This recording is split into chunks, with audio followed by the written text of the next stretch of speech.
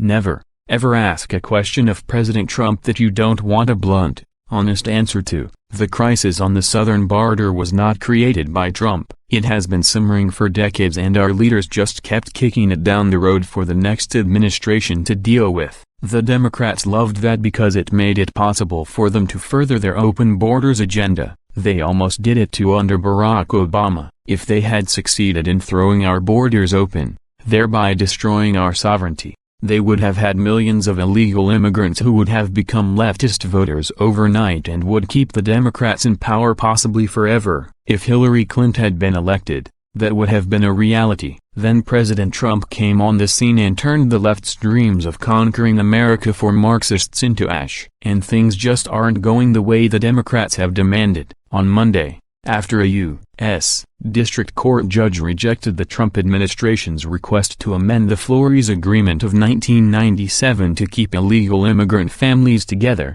President Trump was asked about a solution to the long-standing southern border issue. He didn't hesitate in answering either. Tell people not to come to our country illegally. That's the solution, Trump stated. That was the perfect response. Don't come to our country illegally, continued the president. Come like other people do, come legally. I'm saying this very simply. We have laws, we have borders. Don't come to our country illegally. It's not a good thing. Then Trump shredded Democrats for their Abolish ICE crusade. The people who are fighting ICE, it's a disgrace. These people go into harm's way. There is nobody under greater danger than the people from ICE, he said. Trump was making a point of the agent's responsibility to handle MS-13, who is a dangerous, murderous immigrant gang. We ought to support ICE, not do what the Democrats are doing, continued Trump. Democrats want open borders and they don't want crime. We want no crime and we want borders,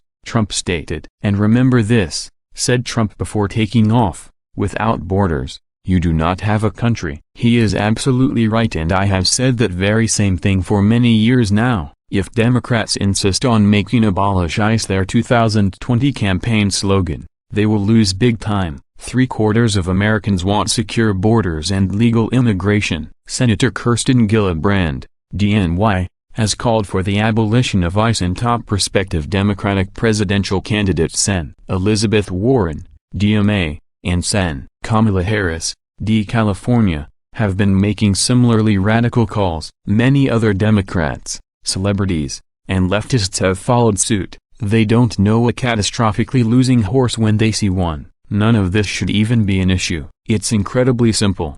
If you want to come to the U.S., do so legally. Follow the law. But the left insists on having no regard for the rule of law, police, the military or agencies such as ICE. That makes them criminals as well, and in my book, they should be treated as such. President Trump has a spine of steel and is standing firm on the border issue. He means what he says and he says what he means. It's not rocket science. I love the way that Steven Crowder approaches this subject.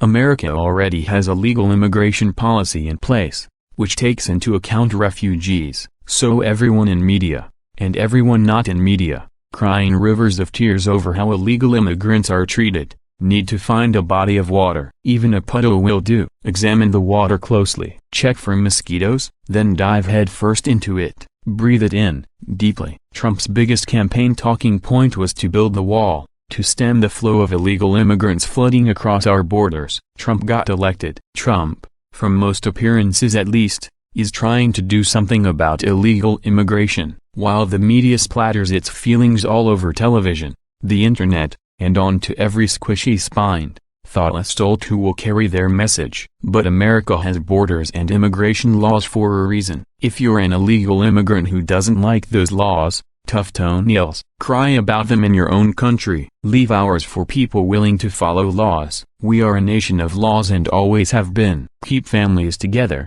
No argument here. Just deport them together. Or better yet, don't allow them entry in the first place. My son-in-law from Denmark came here legally. It took a few years and he was separated from my daughter for a bit, but we followed the rules in the law and he came here legally. He's now a real American citizen. It took effort and the desire to do so, something most illegal aliens lack. I have personally offered to help mentor a number of them so they can become citizens. but they want no part of it. They'd rather live off free benefits and pretend they still live in their country of origin. Trump is right. If you want to come here, then do it legally or don't bother at all.